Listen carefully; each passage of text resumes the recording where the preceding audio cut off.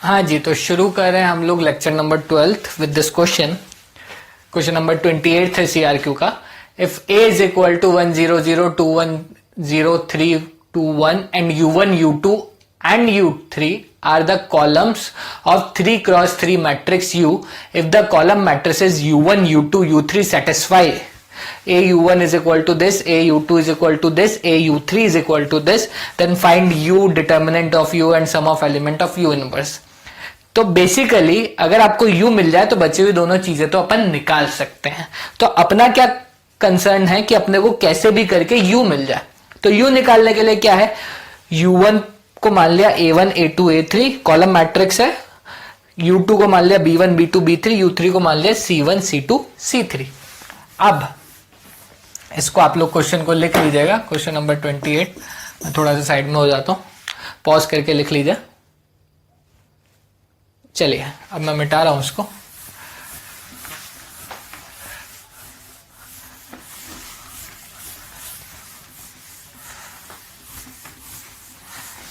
हाँ जी, तो इसको देखते हैं एक बार को।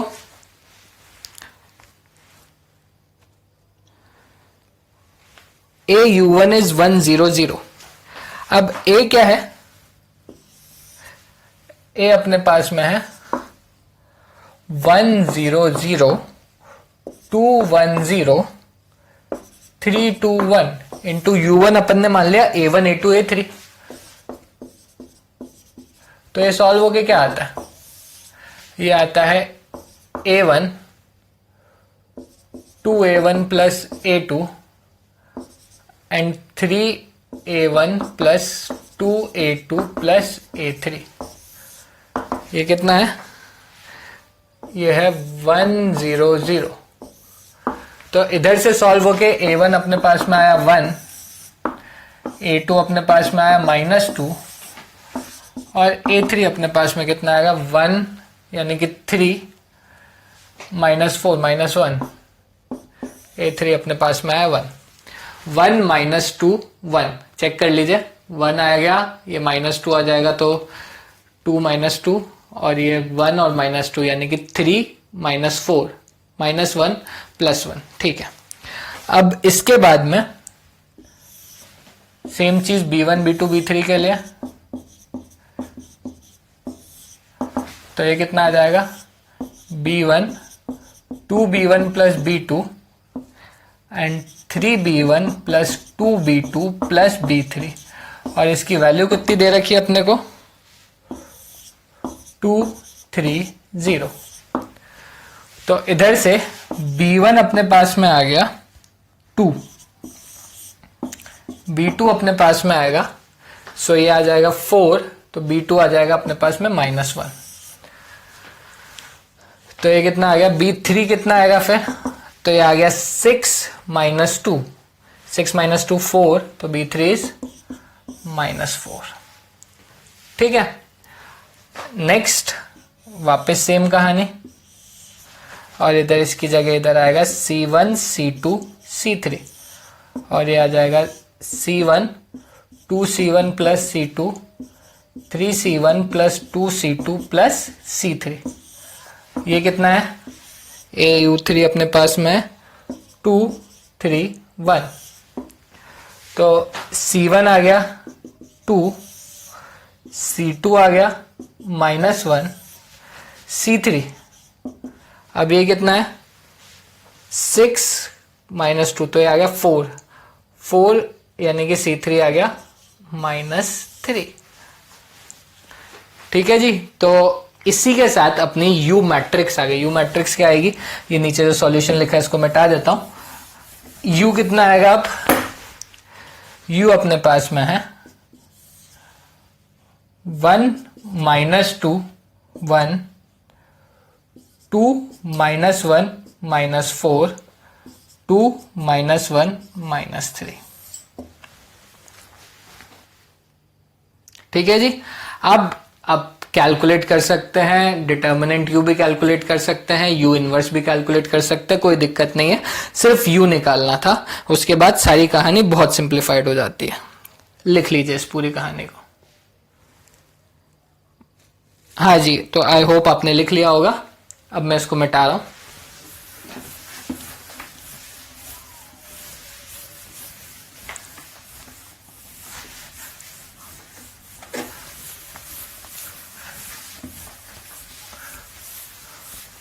नेक्स्ट हम लोग बात करें क्वेश्चन नंबर 23।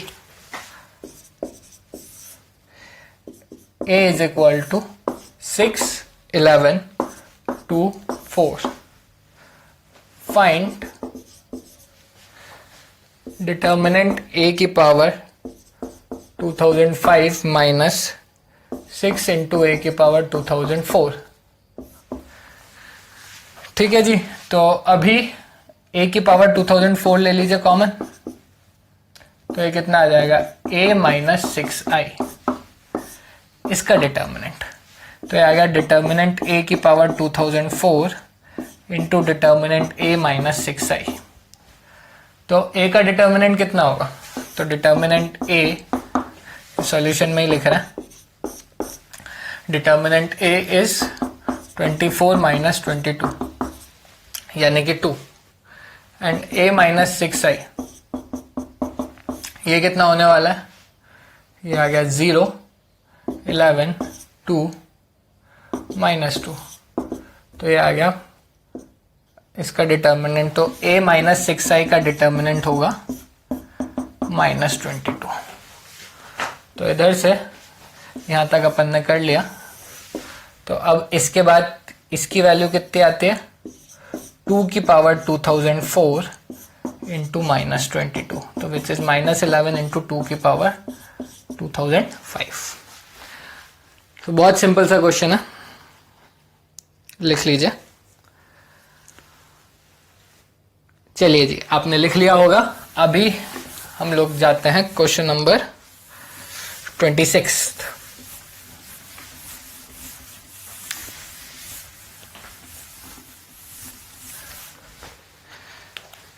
26 क्वेश्चन क्या कहता है अपने पास में, if M is a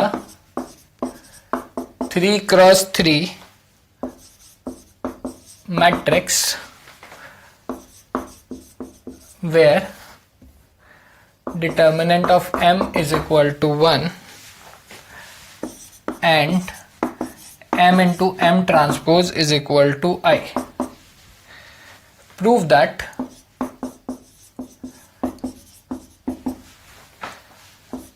m minus I का डिटर्मिनेंट इज इक्वल टू 0। पता नहीं, बट ये क्वेश्चन मुझे जहां तक याद आ रहा है जेई में आया हुआ है सब्जेक्टिव टाइम पर। श्योर नहीं हूं, बट जहां तक मुझे याद है आया हुआ है, कभी चेक कर लेना। खैर, m माइनस आई का डिटर्मिनेंट, तो i को मैं लिख सकता हूं m इंटू एम डैश, तो आ जाएगा m minus M into M dash का डिटर्मिनेंट। m ले लिया कॉमन, तो m into I minus M dash का डिटर्मिनेंट। तो ये आ गया determinant of m, determinant of i minus M dash. Determinant of m दे रखा है कितना, 1, तो ये तो हो गया 1। अब कोई किसी का भी डिटर्मिनेंट उसके ट्रांसपोज के बराबर ही होता है, तो ये आ गया i माइनस एम डैश का डैश, इसका डिटर्मिनेंट। a का determinant is equal to a transpose का डिटर्मिनेंट, तो i का ट्रांसपोज तो i ही रहेगा, i माइनस m का डिटर्मिनेंट। m ट्रांसपोज का ट्रांसपोज हो जाएगा m। अब माइनस कॉमन ले लिया, तो minus 1 into M minus I का डिटर्मिनेंट। अब m का ऑर्डर कितना है, m का ऑर्डर है 3x3, तो ये -1 बाहर जाएगा, तो ये आएगा -1 का cube into m minus I का डिटर्मिनेंट। -1 का क्यूब कितना होता है बेटा, -1 ही होता है, तो m माइनस आई का determinant is minus of m minus I का डिटर्मिनेंट, यानी कि 2 times of m minus I का डिटर्मिनेंट इज इक्वल टू 0। तो इधर से क्या मतलब निकला, m माइनस आई का determinant is equal to 0, hence proved. लिख लीजिए इसको।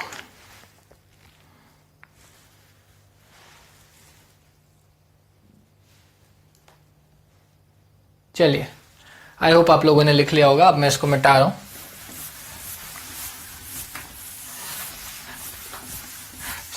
सो एक बार इसके रूल समझ में आते हैं तो उसके बाद चैप्टर बिल्कुल भी टफ नहीं रहता। हाँ, कभी कभी क्वेश्चंस लेंदी हो जाते हैं, बट वो हर चैप्टर के साथ में हो सकता है। क्वेश्चन नंबर 20 ले लेते हैं. Show that the matrices A and P inverse AP have same characteristic roots.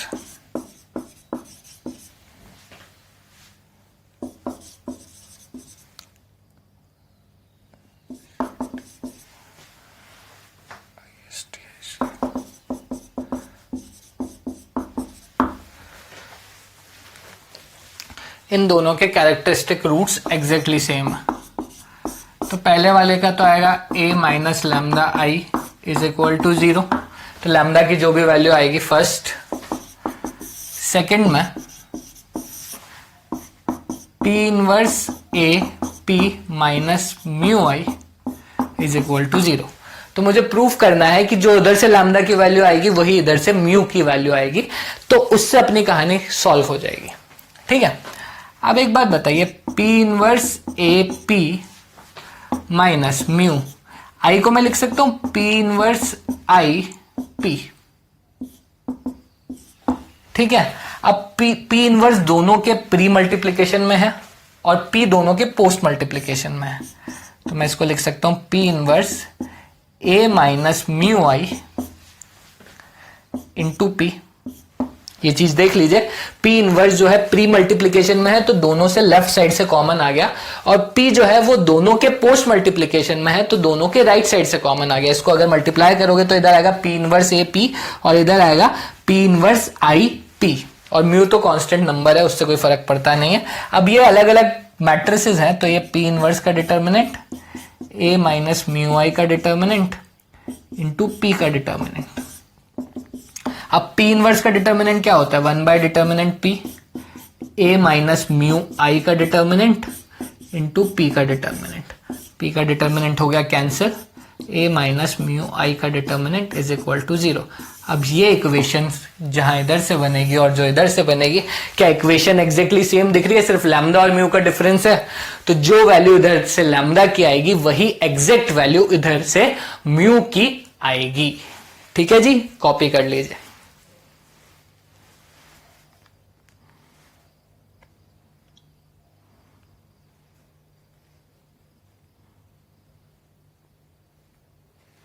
चलिए अगले क्वेश्चन पे आते हैं हम लोग.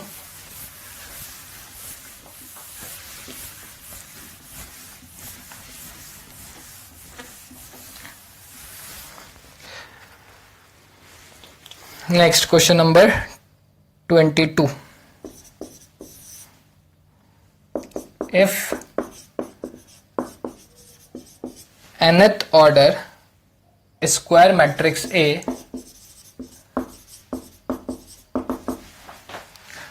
A is orthogonal, then show that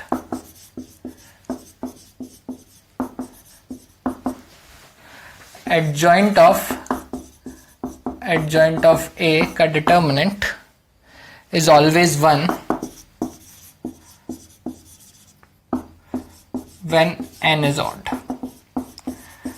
अब ऑर्थोगोनल मैट्रिक्स क्या होती है? ऑर्थोगोनल मैट्रिक्स में A इंटू ए ट्रांसपोज का डिटर इज इक्वल टू आई, यानी कि A इंटू ए ट्रांसपोज का डिटर्मिनेंट इज इक्वल टू आई का डिटर्मिनेंट. आई का डिटर्मिनेंट कितना होता है? हमेशा आई का डिटर्मिनेंट हमेशा होता है 1. तो ये आ गया determinant of A into determinant of A transpose is equal to 1. अब ए ट्रांसपोज का डिटर्मिनेंट तो ए के डिटर्मिनेंट के बराबर ही होता है, तो ये आ गया डिटर्मिनेंट ऑफ ए का square is equal to 1. So determinant of A is plus और माइनस 1. दूसरी चीज अपन ने इसको पढ़ा था एडजॉइंट की प्रॉपर्टीज में, आप देखना. तो एडजॉइंट ऑफ ए का डिटर्मिनेंट आएगा अपने पास में डिटर्मिनेंट ए की पावर n माइनस 1 का स्क्वायर. अब n ऑड है तो n माइनस 1 कैसा होगा? इवन. यानी कि और इवन का स्क्वायर कैसा होता है? वो भी इवन ही होता है. यानी कि क्या होने वाला है? एडजॉइंट ऑफ ए का determinant is equal two plus या -1 की पावर इवन। समझ में आती है? अब +1 हो या -1 हो, दोनों में से किसी भी नंबर की पावर इवन कितना देगा? +1। हेंस ये जो कहानी है एडजॉइंट ऑफ ए का डिटर्मिनेंट, इसकी वैल्यू हमेशा कितनी आने वाली है? +1। कॉपी कर लीजिए।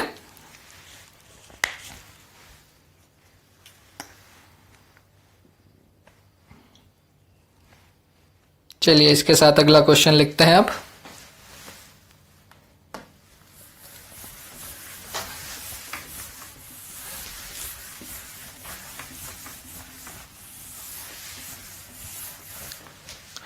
Question number 19th। Matrix A and B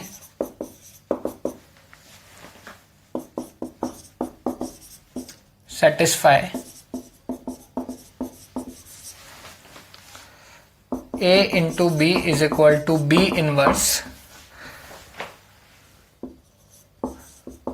find the matrix X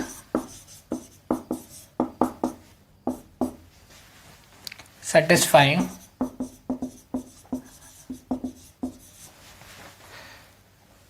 A inverse X A is equal to B। चलिए सॉल्व करते हैं। So A inverse X A is equal to B, pre multiply by A, तो A inverse X A is equal to AB। अब AB किसके बराबर है? AB B inverse के बराबर है। So this is nothing but B inverse, तो X A is equal to B inverse. ठीक है, अभी X A inverse is B inverse A inverse. अब अभी अपन ने पोस्ट मल्टीप्लाई किया ए इनवर्स के साथ में। अब ए इंटू ए इनवर्स वापिस से कितना आ गया? आई लिखो मत लिखो फर्क नहीं पड़ता मल्टीप्लीकेशन में। तो X is equal to B inverse A inverse. B inverse A inverse को मैं लिख सकता हूं ए बी का होल इनवर्स। ए बी का होल इनवर्स, ए बी कितना है? बी इनवर्स, तो दिस इज बी इनवर्स का इनवर्स। बी इनवर्स का इनवर्स कितना हो जाएगा? बी, तो hence X is equal to B. चलिए जी कॉपी कर लीजिए। क्या किया अपन ने? ए इनवर्स एक्स ए था, तो अपन ने एक बार प्री मल्टीप्लाई बाय ए किया और फिर post multiply by A inverse किया। अपने आप सारी चीजें सॉल्व हो गई। चलिए इसी के साथ मैं आपका ये लेक्चर खत्म करता हूं, अगले लेक्चर में मिलते हैं। चलिए, थैंक यू वेरी मच।